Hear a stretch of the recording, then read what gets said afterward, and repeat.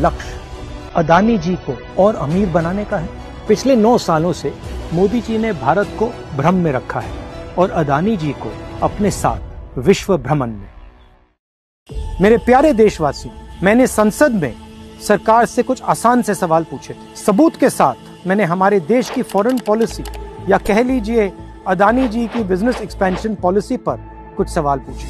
सरकार ने एक भी जवाब नहीं दिया।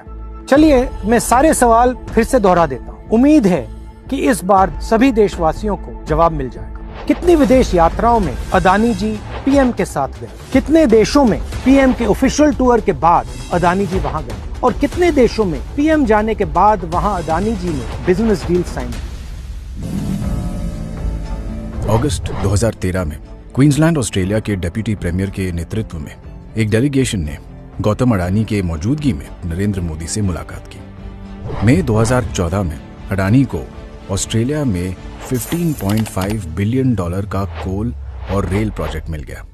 नवंबर 2014 में गौतम अडानी प्रधानमंत्री नरेंद्र मोदी के साथ G20 समिट के लिए ऑस्ट्रेलिया गए।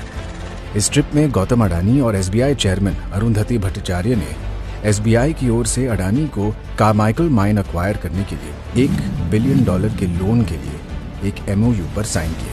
अब सवाल ये उठता है कि इन बैंकों में रखे हुए पैसे जो आपके पैसे हैं, उनको खतरे में कौन डाल रहा है? उन बैंकों पर कौन ये प्रेशर बना रहा है? जून 2015 में प्रधानमंत्री मोदी अपने पहले बांग्लादेश दौरे पर गए। विजिट का जबरदस्त फायदा अदानी ग्रुप को मिला। 2015 में अदानी पावर लिमिटेड ने 1600 मेगावाट थर्मल प्लांट डेवलप कराने के लिए बांग्लादेश के साथ एक MOU साइन किया। ये घोषणा की गई कि अदानी पावर बांग्लादेश को बिजली पहुंचाने के लिए थर्मल पावर प्लांट का निर्माण करेगी। एक्सपर्ट्स ने साफ साफ कहा कि लोकल रेट से 5 गुना महंगे रेट पर बिजली बेचकर अडानी बांग्लादेश को लूट रहे हैं। क्या हिंदुस्तान की फॉरेन पॉलिसी का लक्ष्य अदानी जी को और अमीर बनाने का है?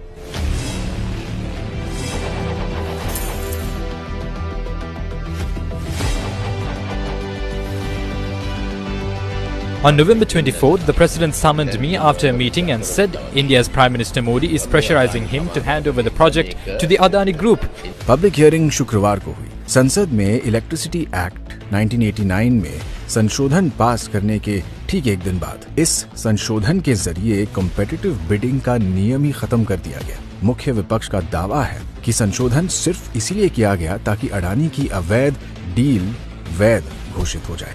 और फिर वही हुआ जो हर बार होता है, श्रीलंका के इस ऑफिसर को इस्तीफा देना पड़ा। क्या ये बात सही है कि पीएमओ ने अदानी ग्रुप के फायदे के लिए पड़ोसी देशों को कॉन्ट्रैक्ट देने के लिए मजबूर किया?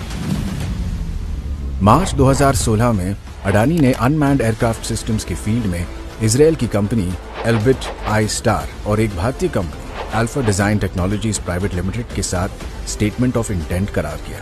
इस करार का ऐसा जादू चला कि एल्बिट सिस्टम्स को भारत के रक्षा मंत्रालय ने Mi-17 हेलीकॉप्टरों को मेंटेन और अपग्रेड करने के लिए $110 मिलियन का ठेका दे डाला। 2017 में पीएम मोदी इजरायल गए, डिफेंस प्रोडक्ट्स में जॉइंट डेवलपमेंट एंड कोऑपरेशन की घोषणा की और इसके अगले ही साल अदानी ग्रुप को अल्फा डिजाइन टेक्नोलॉजी लिमिटेड में 26% हिस्सेदारी मिल गई। भारत में HAL और भारत डायनामिक्स जैसी कंपनियां कटिंग एज ड्रोन बनाती हैं, मगर इसके बावजूद अदानी ग्रुप को ही ड्रोन डेवलपमेंट और मैन्युफैक्चरिंग के लिए कॉन्ट्रैक्ट्स क्यों दिए गए? सवाल अब भी वही है, क्या ये भारत की फॉरेन पॉलिसी है या अडानी के बिजनेस को दुनिया भर में बढ़ाने की पॉलिसी है? अब जापान हो या स्वीडन, मलेशिया हो या Iran, Mozambique, Oman, Myanmar, Vietnam, चाहे चाइना हो या फिर पाकिस्तान, देश कोई भी हो, रेस अगर डील पाने की है तो उसमें अडानी एंटरप्राइज की जीत पक्की है। पिछले 9 सालों से मोदी जी ने भारत को भ्रम में रखा है और अदानी जी को अपने साथ विश्व भ्रमण में।